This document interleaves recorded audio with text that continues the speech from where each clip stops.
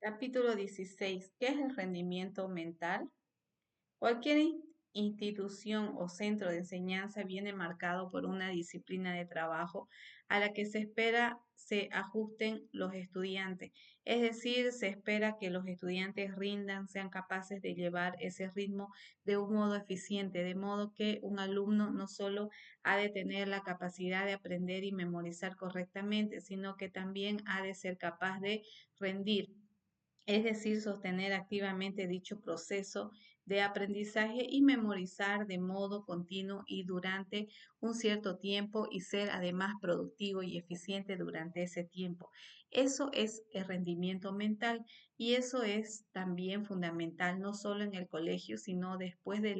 en la universidad y más allá en cualquier aspecto de la vida social y profesional. Hoy comenzamos a conocer los sustratos cerebrales cognitivos que son la base de ese rendimiento mental que, obvio, es decirlo, será más bajo que los niños o adultos con ciertas dificultades para la lectura, la escritura o las matemáticas. El rendimiento mental requiere al menos de tres procesos cognitivos que bien pudieran ser su base cerebral: la atención, la memoria de trabajo y las funciones ejecutivas.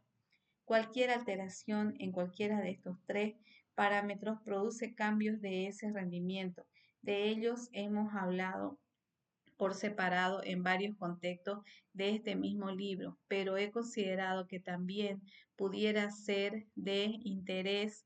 por su relevancia y aún haciéndolo brevemente, considerarlos juntos en un capítulo aparte. Por un lado, la atención, sin focalizar la atención apenas se puede conocer nada de lo que nos rodea ni aprender y memorizar nada en cualquier trabajo, sea o no estrictamente intelectual. Lo primero que se requiere es una atención básica, la que conlleva estar alerta, despierto y, como ya hemos referido en el capítulo 8, con ella ser capaz de responder a sucesos o eventos provenientes del medio físico o social. Este es el estado atencional que determina la capacidad y la velocidad de procesar información. Dormir bien, ya lo hemos indicado también, es básico para mantener este tipo de atención y junto a ello y en particular en el niño, la necesidad de considerar sus ritmos circadianos, alondra o lechuza, pues un niño poseedor de un ritmo circadiano, lechuza, ritmo retrasado hacia adelante, no podrá estar completamente despierto temprano al principio de la mañana en el colegio y se podría esperar de él un rendimiento mental bajo. Es evidente que en relación con el rendimiento mental,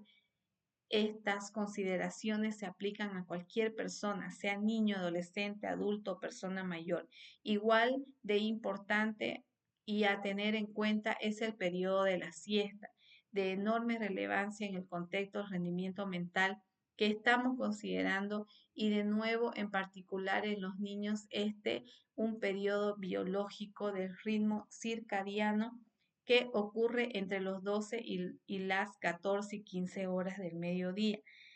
y es, por tanto, un periodo fisiológicamente de bajo rendimiento mental. Es evidente que junto a esta atención básica también se ven afectadas el resto de atenciones cerebrales y de manera especial la que hemos dominado ejecutiva y que se pone en marcha con el estudio o cuando se sigue la secuencia de razonamiento de un profesor en clase. Atención también referida a este otro concepto, que es el del tiempo atencional, que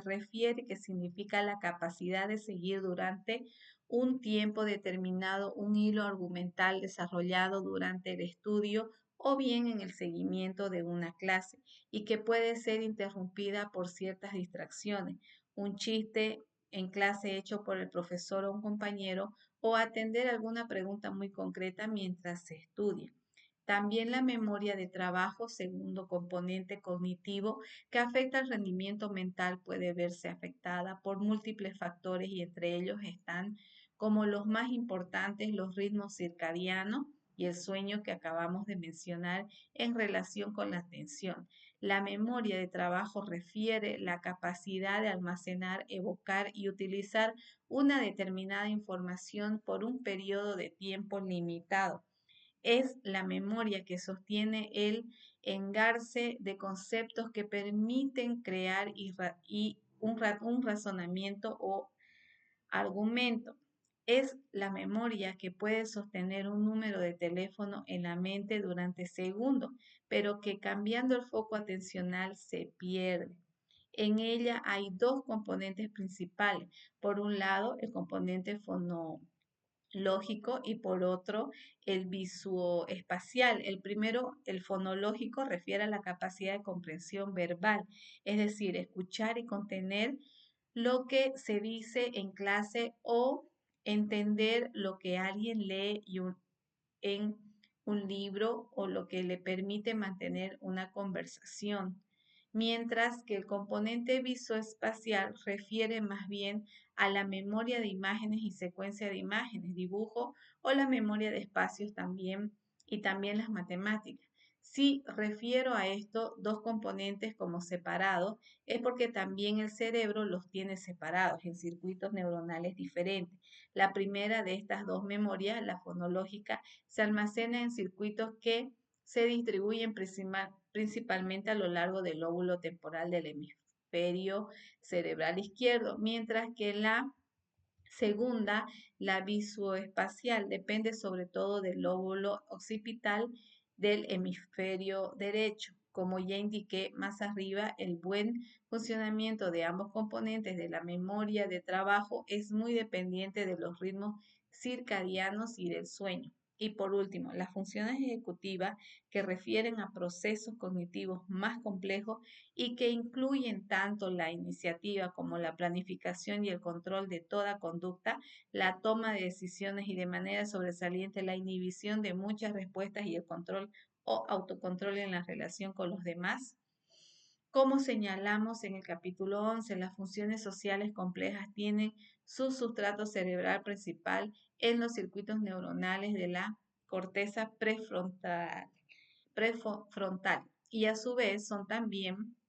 muy dependientes de las dos funciones que acabamos de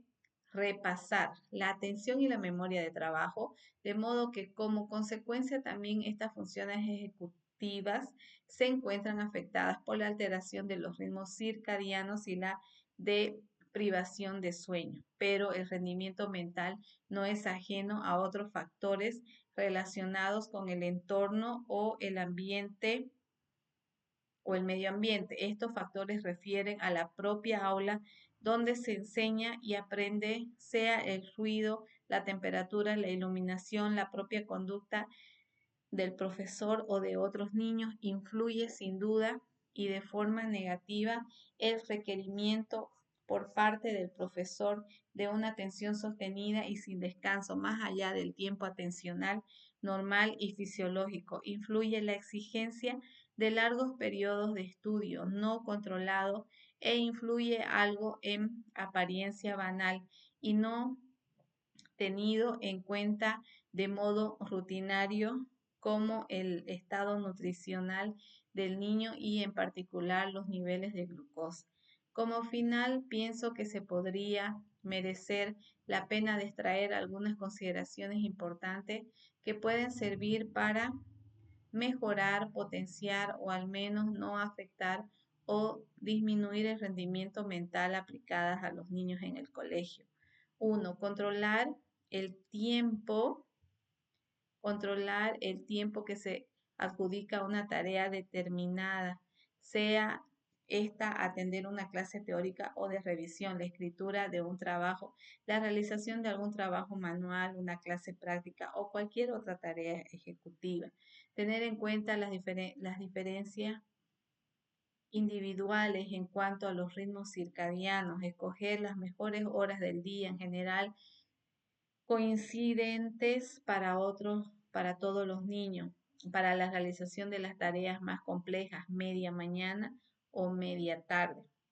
Optimizar las condiciones de luz, ruido, temperatura y todo lo que puede producir distracción en el aula. Comprobar que el niño no está deprivado de sueño o tiene falta de glucosa. lo que implica, insisto, sobre todo en los niños, recomendar que estos tengan un buen sueño nocturno y que disfruten de un buen desayuno antes de ir al colegio o que tomen algún dulce a mitad de mañana en la clase. Y también recomendar siempre y en los niños pequeños un descanso o una pequeña siesta al friso del mediodía.